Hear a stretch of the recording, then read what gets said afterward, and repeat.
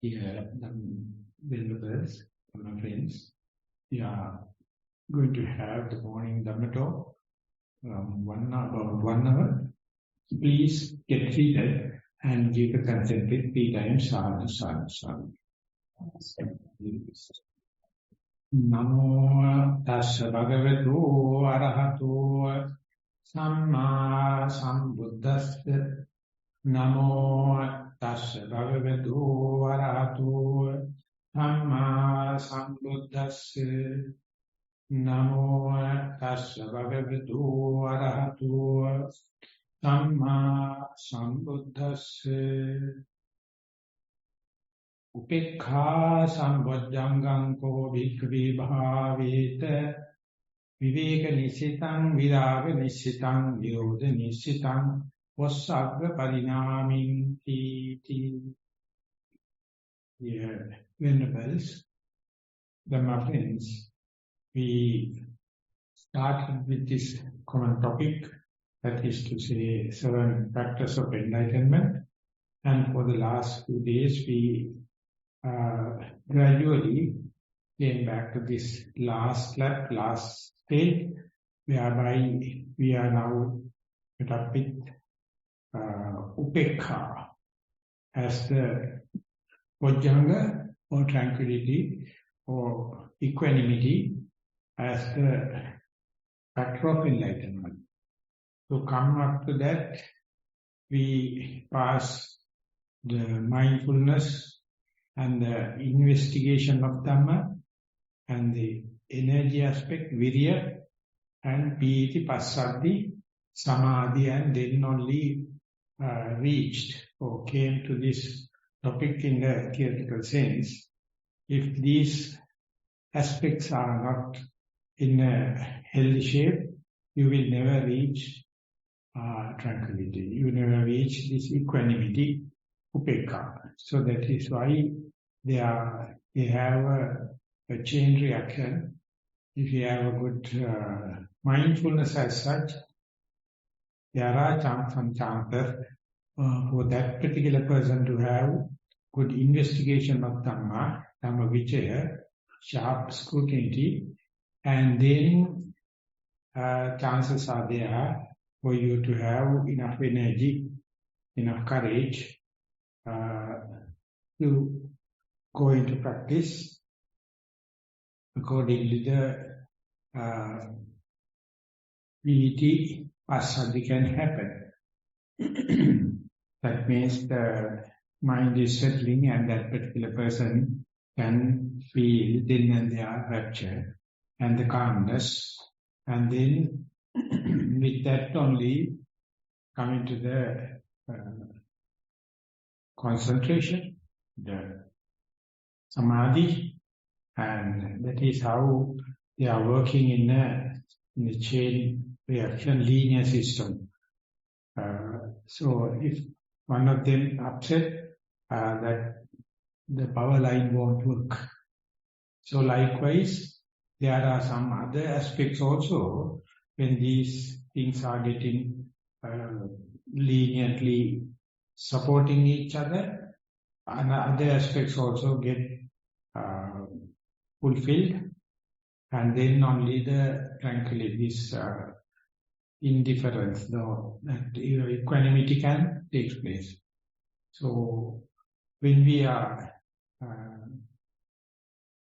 when as a human being, the Buddha explaining the healthy way, he says we have these 5 aspects that our corporeal body, and if it is not in a good shape, difficult to go to the equanimity. And then our feelings, pain and the pleasure, if they are also not well mastered and not to good shape, difficult to think about reaching equanimity. And then the perception, then the volitional activities, so our willful actions, and then our consciousness. So I thought of explaining or handling how the corporeal aspect, the materiality, helps promote the tranquility or equanimity, the Upekkha, according to the way the Buddha teach, the corporeal body, we have 4 elements, the hardness and softness, all these things we call the earth element, and the cohesiveness, liquidity, the water element, heat and cold, we call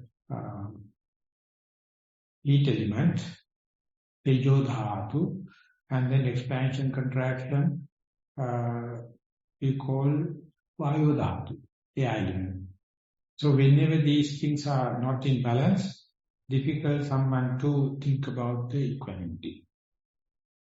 Imagine when we are sitting, we are basically dealing with the air element, in-breath and out-breath, expansion, contraction.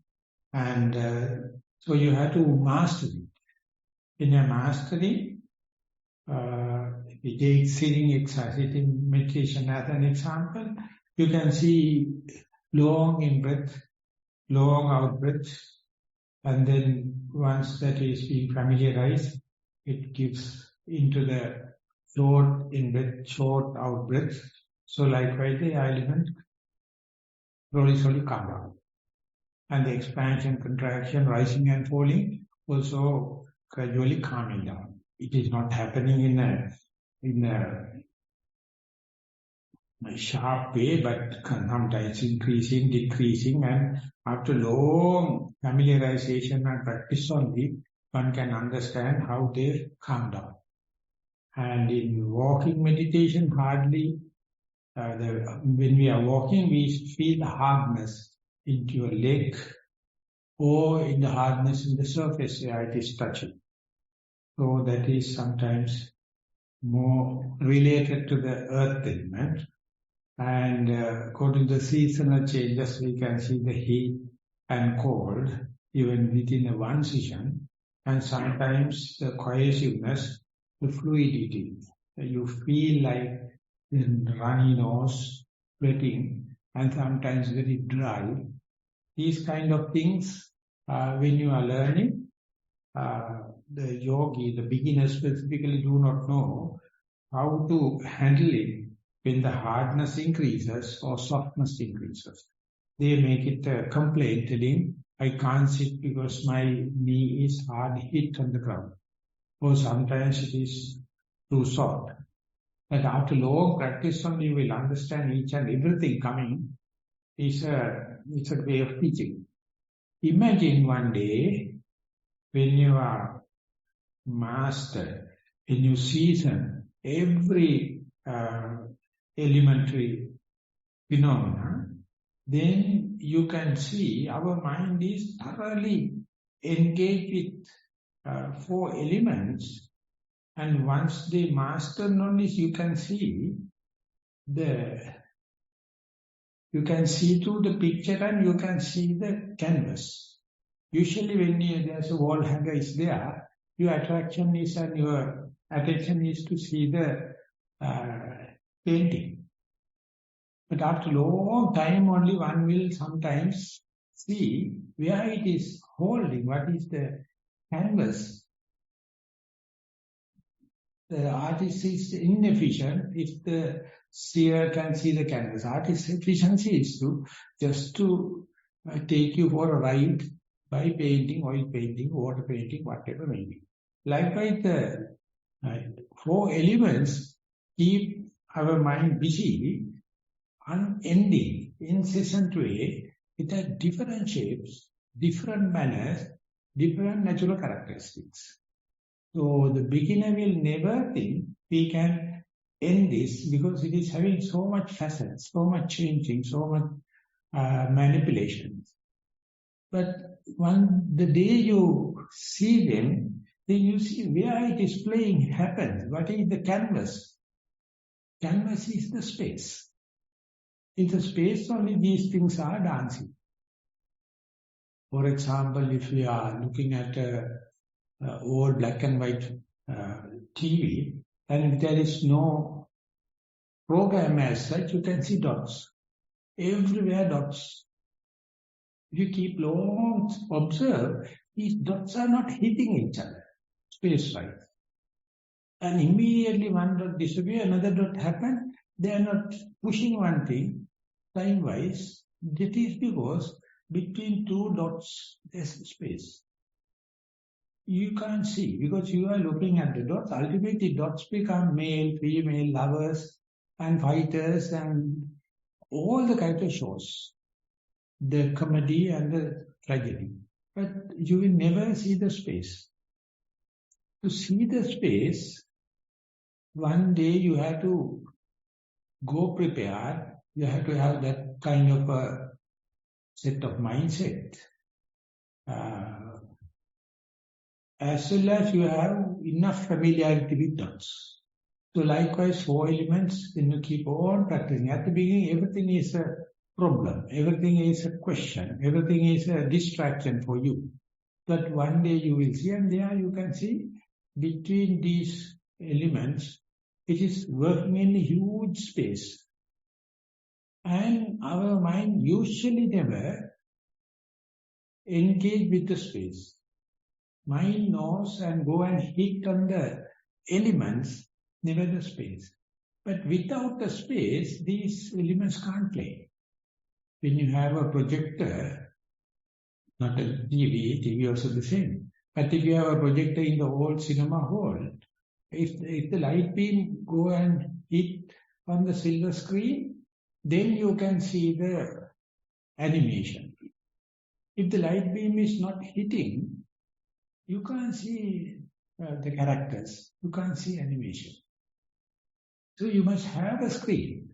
But you see, whatever the drama happen, the screen is not undergoing tragedy or comedy.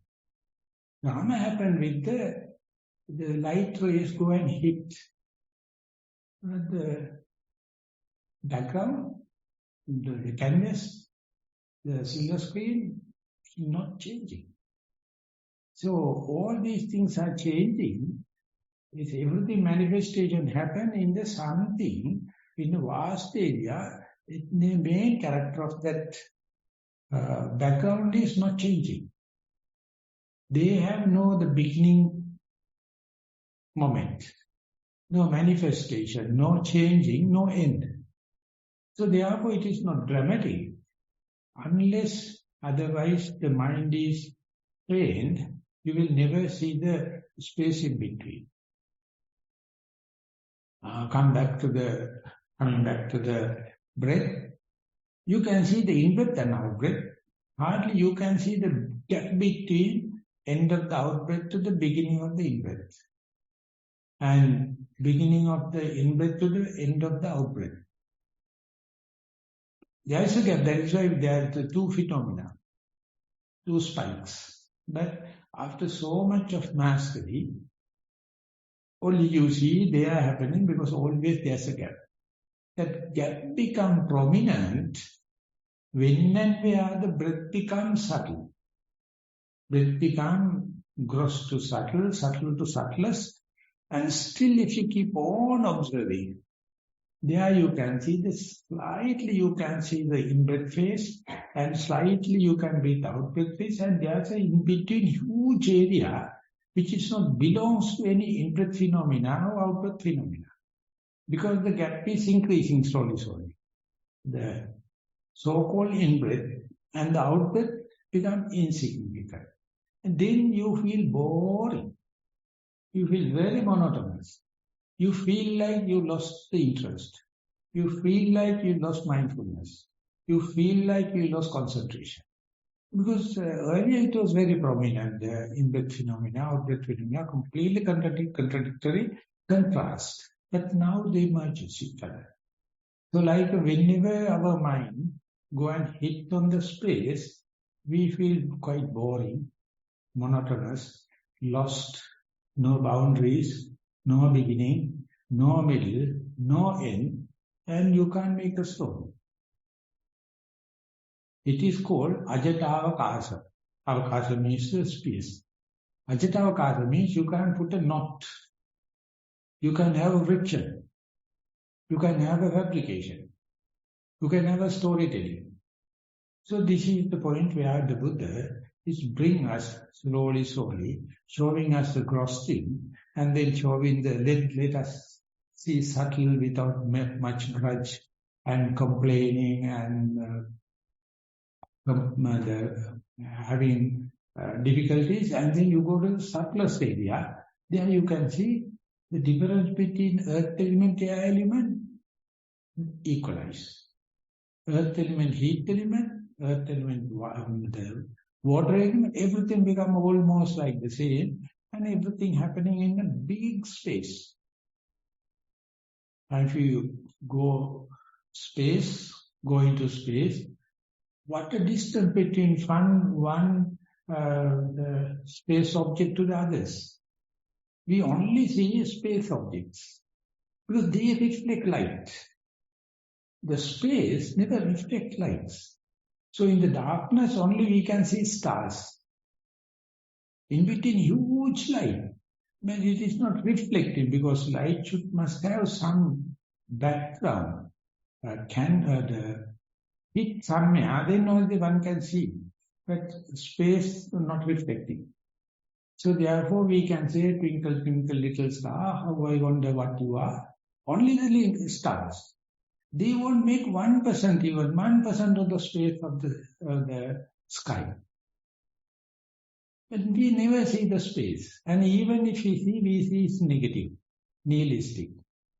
You don't know how to be happy and aesthetic with the stars. That is why you are talking about the space.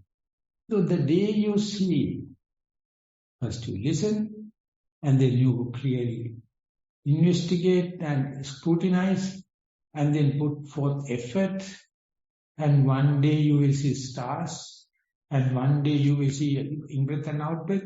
But when you keep on practicing, you see in-breath and out-breath spikes are flattening, and then subtle and subtlest happen, you end up with nothing. So appear like a lost. But ultimately that is the point where spirituality begins. That is the point where the insight going to begin. Whenever you are lost in the sceneries, you have nothing to report, but still you are fully vigilant, fully diligent, observing, and there you can see your ego can't get any footings. Ego has no base, ego has no foundation. Then you feel like get up and go. You feel like lost. Or you feel like boring. You feel like something wrong. So this is how the materiality, corporeality wise, how the equanimity manifests. So therefore it is not unavailable, it's very common.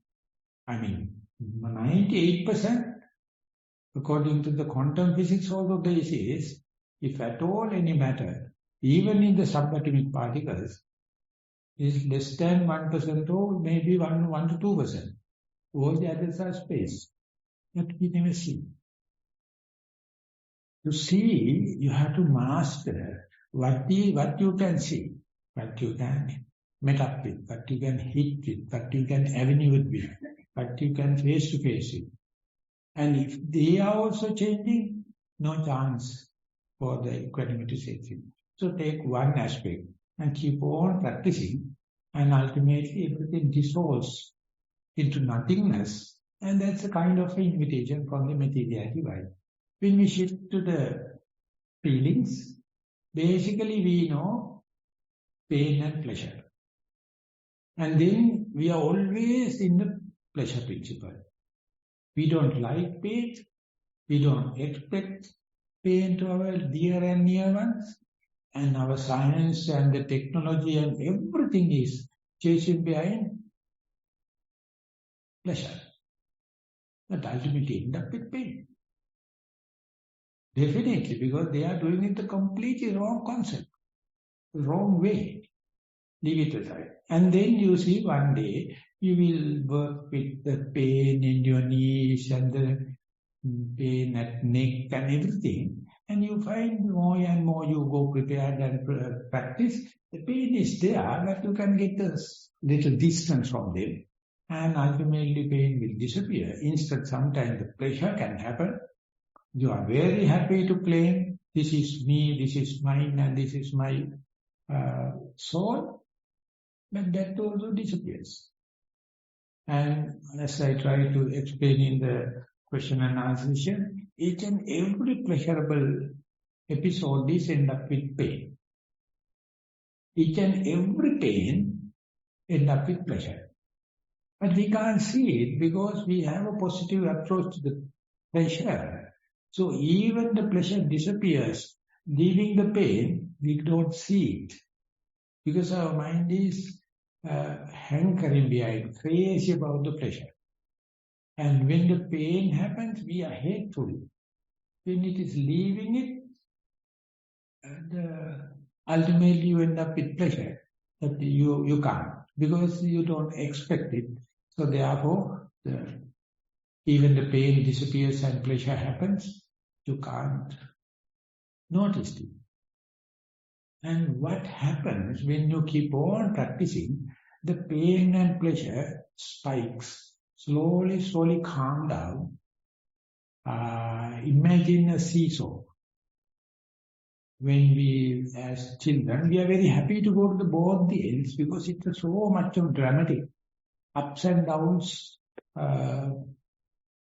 action. But when you imagine there are some people, some children sitting, so it happens you to sit little closer to the middle center and coming to the middle, the day you sit on the pivot, the same wavelength happens, but the least amount of action. So like the pain and pleasure, when you go to the extremes, that is why we call the younger ages. And when you become mature, you can understand it is a range. This extreme is called pain, this extreme is called the pleasure, but it's the same seesaw, the two sides of the same coin. And the day you go prepared, pain or pleasure, whatever it may be, while you are keep on the mindfulness with the in-breath and out-breath, sometimes pleasurable, sometimes painful. When you are walking, sometimes it's pleasurable, sometimes painful. When you are eating, when you are brushing your teeth, when you are having a bath, everything, they have the pain and pleasure.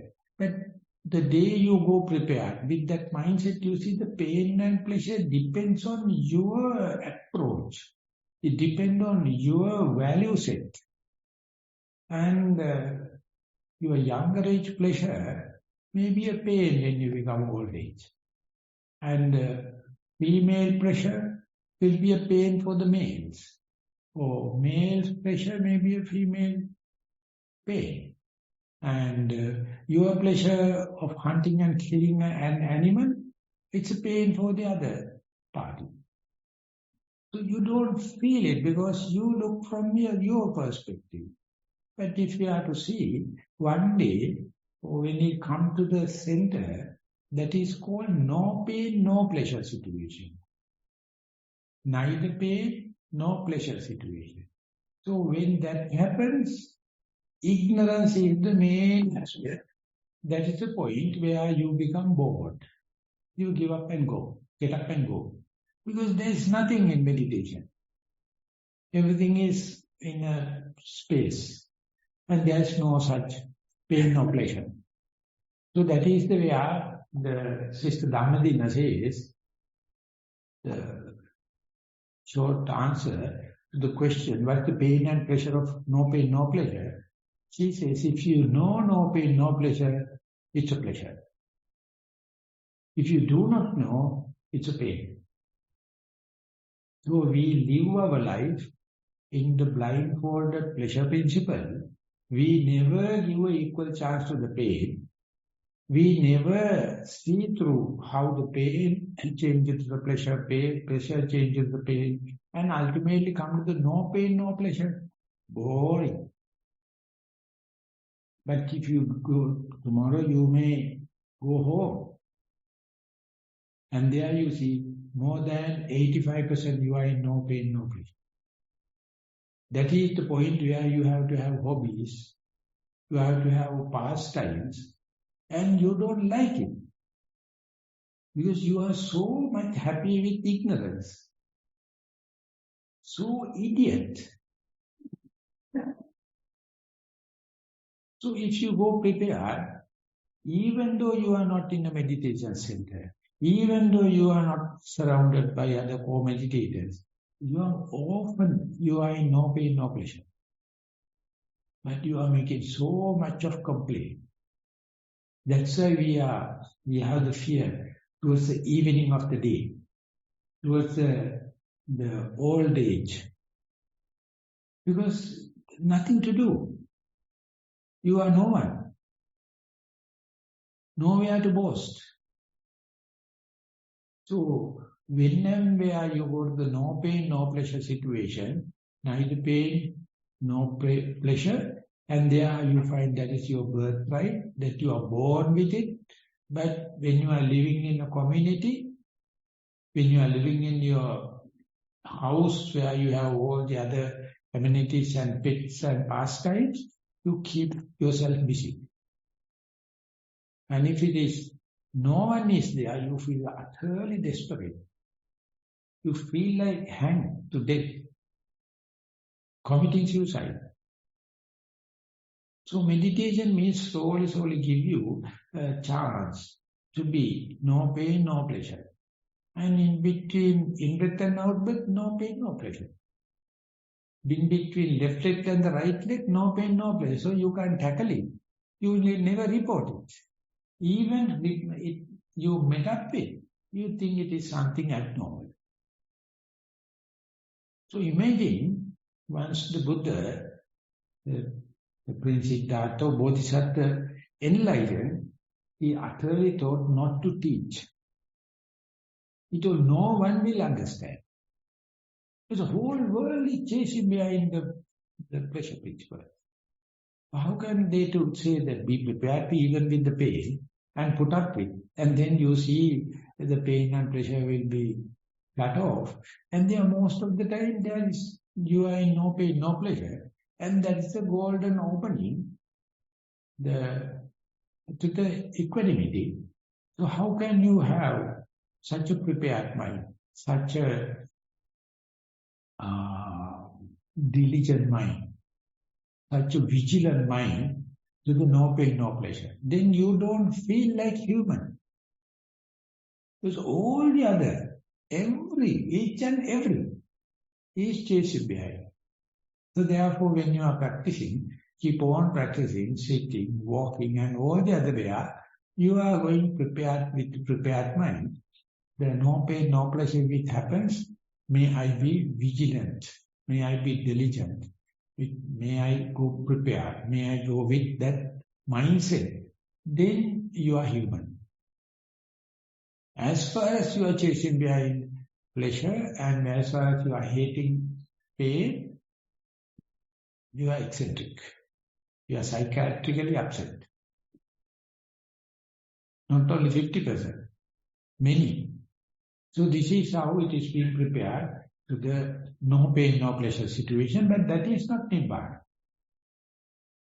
That is not the final thing, but that is the way you can see how you are passing different milestones. Then I would like to shift into the perception. Rupa, Vedana, Sanya. And there you are completely living your own bubble. And wherever something boosting your ego, that becomes your hobby. That can become your favorable thing. Whatever the pain, whatever negating your ego, you are not happy. So each and every action you do, each and every word you are using, each and every thought you have is to boost me, mine and myself. And if someone is coming and boosting, he will be or she will be your friend. If someone is going to say there is no self, it's not me, not mine, not myself, is not a good friend to associate. So spiritual masters found this difficulty. due to this egocentric way we are thinking, our perception is always boosting. So when the Buddha says, when we have taken the breath as such, or we'll say rising and falling as such, or whatever it may be, it has 4 characteristics. Linga, Nimitti, Uddesa, Akara. It has its own intrinsic character. In-breath is not the out-breath. Out-breath is not the in-breath. So in-breath has its own personal character, intrinsic character, nimitta, and your mind knows how to discriminate in-breath versus out-breath. And the way in-breath is happening, how start with the very slow and inward air column, gushing. Now out-breath is slowly start, it's outward. So therefore, nimitta, you can understand. And then you have 2 names. This is not in-breath but out-breath. This is not out-breath, not the in-breath. So these 4 characteristics, you think fixed. In-breath is this, never it changes. So when you are practicing, you expect your first in-breath to continue like that. If anything happens, you make complaints. But if you keep on practicing, leaving everything other aside, and only the in-breath, it has 11 facets, the Buddha says. Till you see all the 11 facets, you can't say you are master. You have to see the past, future and the present facets. You have to see the gross and the subtle way. You have to see the liking and disliking way. You have to see internal and external way. You have to see close and far. So each and every time you see the breath, it is highlighting one or the other 11 facets. So when that happens, you see, first in-breath is not like the second in-breath. There are some changes, not only the in-breath and out-breath. So much when you are practicing, you see your perception unexpectedly changing because breath is not true to time. It is, first one is, I have changed from the second in walking. Each and everything is different. But our perception-wise, we think everything is permanent, everything is pleasurable, everything is increasing my ego, and that is the way our social norms are. We have our fixed deposits. We have our fixed assets. We have our passport with the photos. And everything is fixed. But if you are born in an Aboriginal family, they don't know time. They don't know space. They don't know identity. They live in a community. Single one is no one. Imagine a beehive. Individual bee, they don't have a soul. Whole hive has the soul. Only one king or queen is controlling, and each other one is early from the morning, go out and do the due task and come back. Do not know what is happening. Individual is soulless. So likewise the perception also, each and every time breath changes, it will be threatening. Threatening to your permanent idea. Yours, this me, mine and myself, that perception changes if you are looking at one phenomena, one event, long time.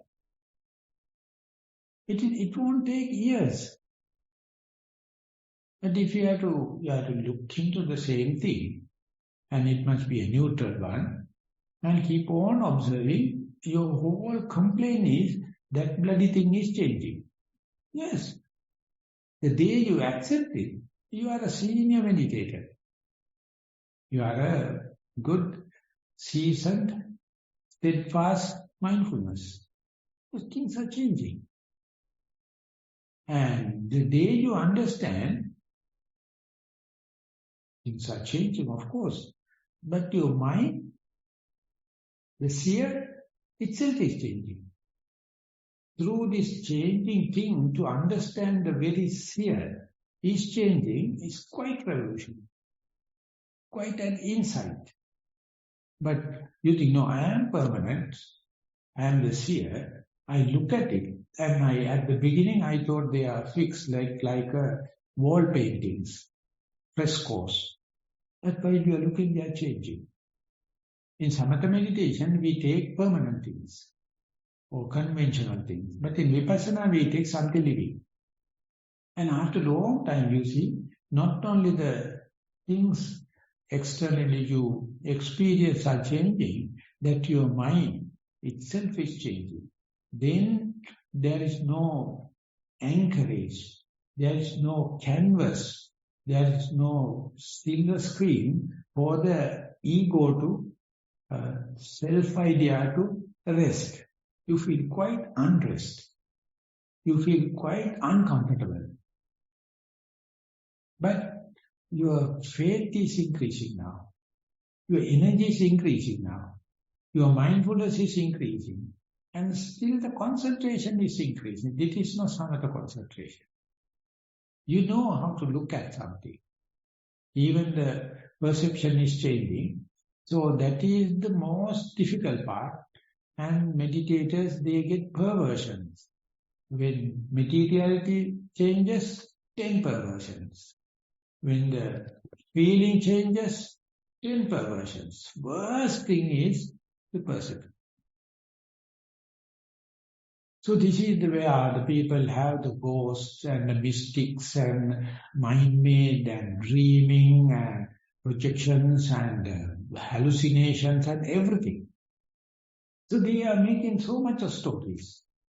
In the religious circles are full of such stories. And the Buddha asks, please, not under very nose, take what is verifiable, test it 1,001 times. And then only you will arrive at a decision. Otherwise, you can take always egocentric decisions. Passing that, if you go to the volitional activities, when something is happening, how you react, how you try to adjust it, how to try to manipulate it for the pleasure, you are a master. Only thing you can do is, you cannot do is, you can't do nothing. Nothing is the most difficult part. The Buddha says, if you have a well-seasoned lump of clay, get it to your hand, how long you can keep it without manipulating, molding? Keep the clay as clay. You can't. Soon you touch, your fingerprints will be in the clay. If you drop, it will take the shape of the subsurface. If you press, if you do, everything recorded in the lump of clay. So give a clay and ask them to not to do anything. We had a 1 hour session with a pottery for the maybe 200 children. They are given with a small, just like the slices of bread. And he was a very good, skillful person. His daughter was giving the lectures. He told, please keep the piece of clay in your both the hands because it's very precious. This is just like your mind at the birth, not manipulated. Don't push. But by that time, everyone is already pressed. Young children. And then she taught, this is the way the our ancestors met up with clay and they started pottery and all the kind of thing. But the Buddha says, how long you can keep without manipulating. So whenever we start, and the starting balance of the breath is kind of a manipulation. So when you keep on observing only, if the mindfulness is growing, you can see breath is 2 facets, voluntary and involuntary. And breath is the only part you can do, as someone already mentioned, forced breathing. And after long familiarization, you can do, the breathing happens. When you are doing walking meditation, very artificial. But when you are doing the walking in the same path, 1001 time, then only you will be just walking. So this is how, if you go to a stage, you have the stage fear. If you live with people, you have kind of an unfamiliar situation. So this is in a long familiarization only, you will get a chance to have this lump of clay not to handle. There you can see, we are masters of creativity. We are masters of production. It is a cancer. It's growing. But not to do something, even for one split second, what the mindset you must have. The best example is when you are sitting, you go to a silent place and you close your eyes, don't entertain smells, no tasting, and you are just let the primordial intrinsic character of breathing. It's the utmost thing of a living body. And your attention is on that. And when you keep on doing, how do you see mind is separately working, verbal chatter, inner chatter is separately working, and thoughts are separately working. So you can understand, even though you wish to be face to face with the breath, all the things are happening. Because you have given so much of momentum. Just like a fast driving car, you can't stop it immediately by applying brakes. It'll skid. But it will slowly calm down. Then only you can understand this machine can run without ego. It is running. You think, no. It cannot. When I am doing anapanasati, I have to force breathe. When you are walking on the upstairs, the people downstairs can't sleep. Because you are tired. You are walking in such an artificial way. And the day you start try to be mindful in the brushing, you see how it is happening, how long it will take you to just be mindful on the brushing your teeth. Likewise it takes, because so much of manipulations are happening. You take it as a norm. And that is how we have been taught in the classrooms, taught in the outbound training, to this and that. No one is teaching to just be. Appear like negative. Appear like non-productive. Appear like not creative. But when it is happening, only the balance can happen in breath and out breath, left brain and the right brain, and the physical, verbal and mental integrity can happen. Otherwise they are like 4 wild horses tied into a cart, and they are running all the ways. No one can control. So in the Chappanaka Sutta, it says that each and every organ, the eye, ear, nose, tongue, everything, as the restrained animals, they are tied into a rope and binding together. So when the eye, as a bird, going to get the chance, it will never think about the ear, nose, tongue. It is only chasing for the visual objects. All the other animals, they are going to the wrong domains. And when the sound is working, it never have any compassion to the visual things. So they are wild animals. So instead the Buddha says, okay, never mind. 6 animals are there. They are tied into each other. Then tie everyone into the so-called body. Then their limitation, their movements are limited. That's why we take the body as the first and foremost in Satipatthana, Kaya-anupassana. Then you can see they are wild animals, unrestrained. Mind is the monkey. And running everywhere. And to see, and you claim this is me. This is mine. This is myself. Because you can't have the desired goal, because they are wild beasts. And meditation, it says it is represented by the amygdala. Amygdala is the emotional body. And that is the remaining part from the, if you are believing evolution, from the reptilian or the uncivilized animals. And the animal, the human part is the prefrontal lobe, and this is somewhat controlling you. So when you keep on practicing, your prefrontal lobe is growing and amygdala is shrinking. That is measurable.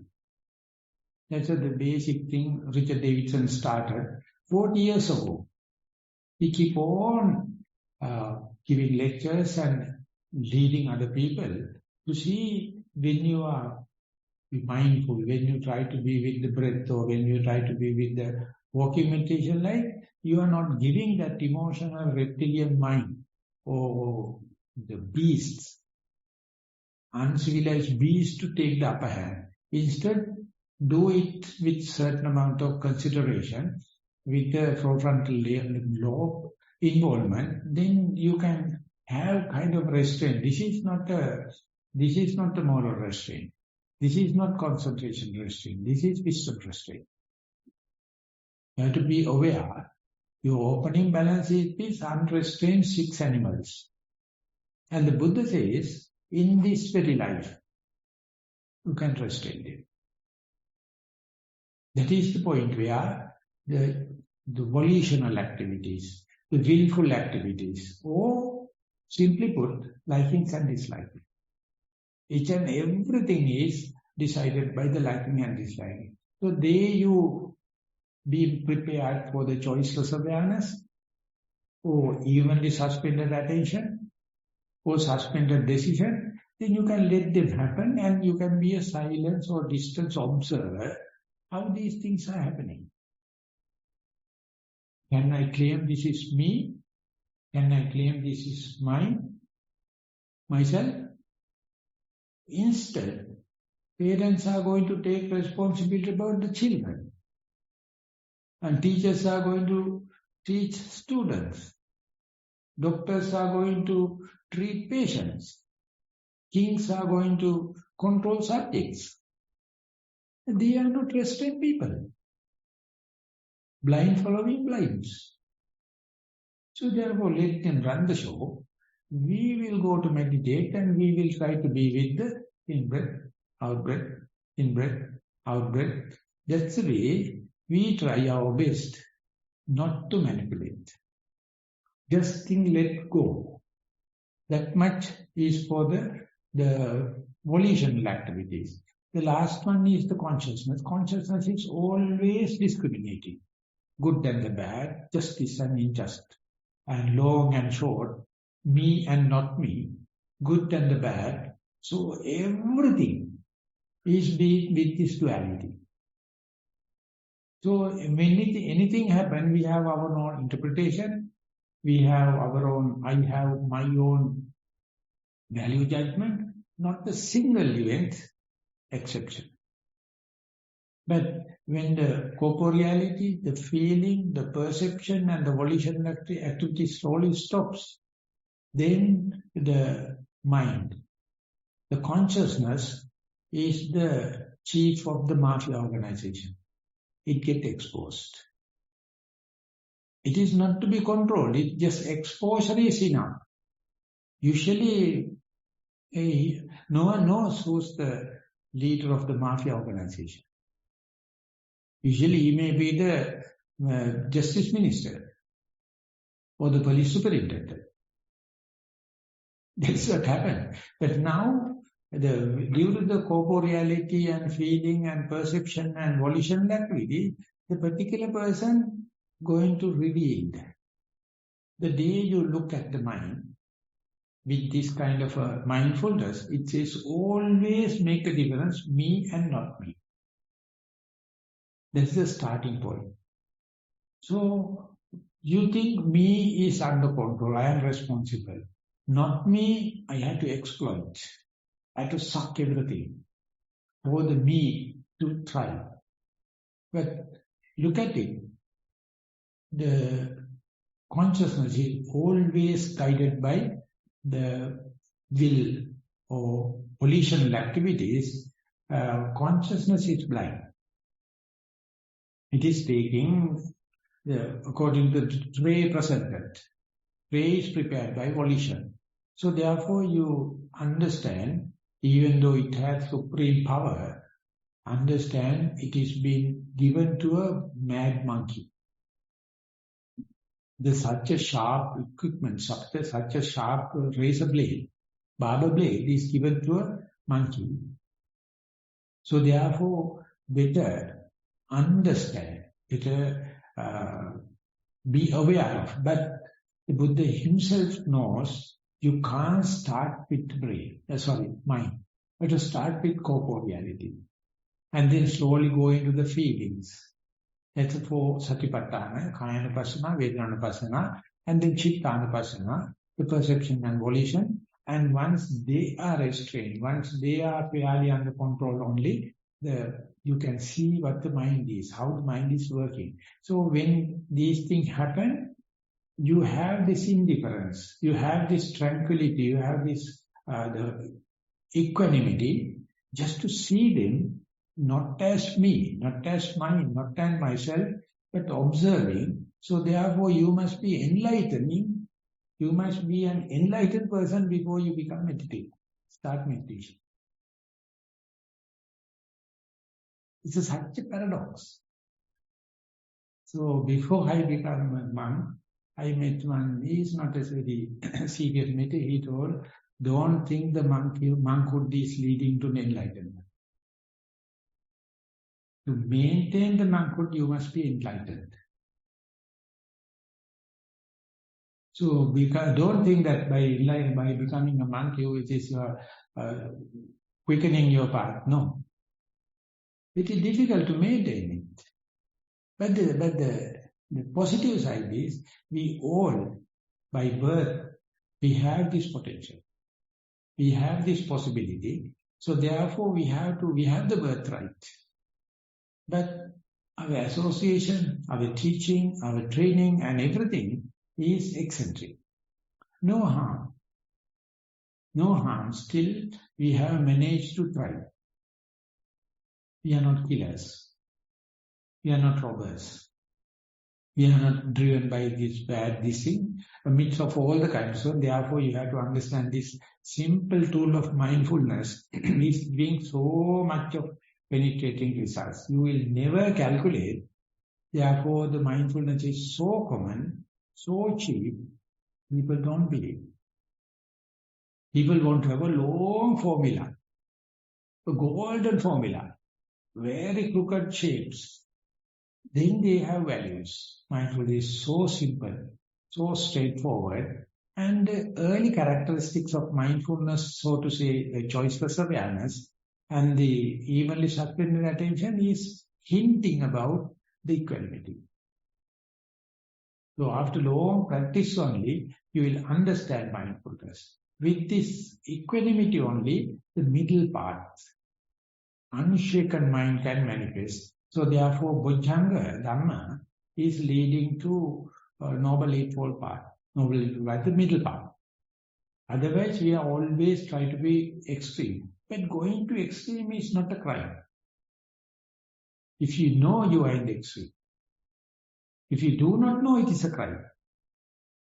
Ignorance. That's the root cause. So therefore, whatever you do, don't change your way of life.